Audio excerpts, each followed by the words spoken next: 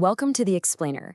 Today, we're tackling an absolutely epic story, how one of the wealthiest economies the world has ever seen, a place they called the Golden Bird, was brought to its knees by a single company. So, how did the world's richest economy fall? It's a huge question, right? And the answer, well, it tells us a lot about the surprising and, yeah, often pretty brutal origins of the global economy we all live in today. So, let's dive in. Okay, so before we can even get to the fall, we've got to wrap our heads around the sheer scale of the wealth we're talking about. This wealth was so legendary that it gave India this incredible nickname. And Sone ki chidiya, the golden bird. Look, this wasn't just some poetic phrase. It was a straight-up economic reality. For centuries, if you wanted the best stuff, we're talking exquisite textiles, amazing spices, craftsmanship that was just second to none, you went to India. It was, quite literally, the workshop of the world. Think about this number, 25%. That was India's slice of the entire world's economy. Just to put that into perspective for you, the Mughal emperor's treasury was over 10 times bigger than the treasury of his famous contemporary Louis XIV of France, the Sun King. So yeah, wealth wasn't just trickling in, it was an absolute flood. India was the undisputed powerhouse of global trade. We all see the Taj Mahal as this incredible monument to love, right? But it's also a monument to global commerce. The materials to build it were sourced from all over Asia and Africa. It's proof of this incredibly sophisticated international supply chain, the kind of thing we think is a modern invention. But nope, it was happening centuries ago. In all this wealth, it supported a society that was super urbanized, actually even more so than Europe was at the time. You had these huge cities like Agra and Dhaka, with almost 1 million people each. They weren't just cities, they were massive, bustling hubs of industry and trade. So, the big question is, what happened? How did this all change? Well, the story takes a sharp turn as the Mughal Empire starts to weaken and a totally new, kind of unprecedented power arrives on the scene. Now, what's really key to understand here is that this wasn't a country or an army showing up on India's shores. It was a company, a private corporation with shareholders to please and one single unwavering mission: make a profit. And as we'll see, its pursuit of that profit was absolutely relentless. And this right here, this basically gives you the company's entire playbook. It wasn't just that they had better guns, not at all. It was this ruthless mix of sneaky tactics, outright aggression, and playing local rivals against each other. So you see, the conquest of India, it didn't really start as a straightforward military victory. It was more like a hostile corporate takeover, fueled by backstabbing and betrayal.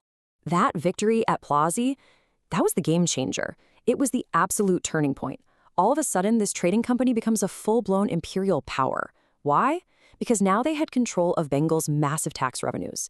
Their whole business model just flipped, from simply trading to actually ruling. So once they were in charge, the company did something pretty audacious. They engineered a complete, systematic reversal of that flow of wealth, the very flow that had been pouring into India for centuries. This became known as the drain of wealth. Later on, Indian intellectuals like Dadabhai Naoroji would meticulously document how this worked. And their argument was powerful. This wasn't some accident. It wasn't just a byproduct of trade. No, they argued it was a deliberate strategy to strip India of its wealth to fuel Britain's own industrial revolution. Okay, look at this. For centuries, if you were a European trader, you had to pay for Indian goods with actual gold and silver. But check out what happens right after 1757. The flow of that treasure into India, it just stops, dead. Why? The company had pulled off a kind of financial masterstroke. They realized they could use the tax money they were collecting from Indians to buy Indian goods to export. It's kind of mind-boggling, right? The country was basically forced to pay for its own exploitation. And this led to a total re-engineering of the whole system. India went from being this global manufacturing giant to basically a captive supplier of raw materials for Britain. And to really seal the deal, Britain slapped these massive tariffs, we're talking as high as 80%, on any finished textiles coming from India. It effectively priced them out of the market, crushing one of the oldest and most successful industries on the planet. And this one number, it just says it all. From 25% of global industrial output down to 2%, it captures the sheer scale of the devastation. The workshop of the world had been, piece by piece, systematically dismantled.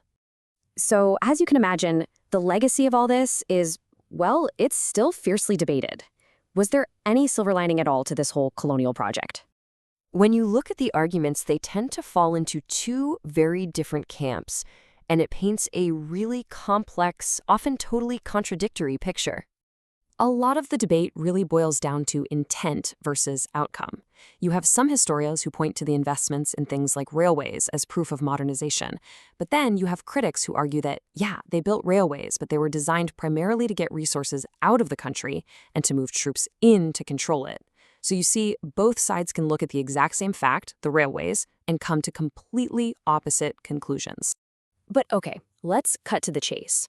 When the colonial era finally ended in 1947, what did the final balance sheet actually look like? Just remember where we started this story. India's share of world GDP, almost a quarter of the entire global economy.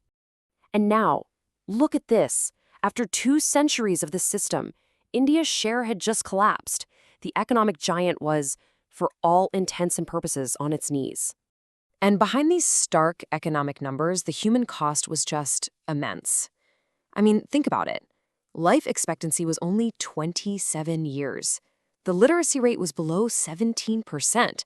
That's the legacy a newly independent nation had to start with. So when you look at the whole story, it's pretty clear. The journey from being the world's economic powerhouse to a struggling new nation, that wasn't an accident. It wasn't just bad luck. It was the result of a deliberate, systematic process that unfolded over 200 years. And all of this really leaves us with one big final question to think about. How much of this colonial past is still baked into the DNA of the global economy today? You know, the echoes of this history, they're still shaping our world in ways we are only just beginning to truly understand.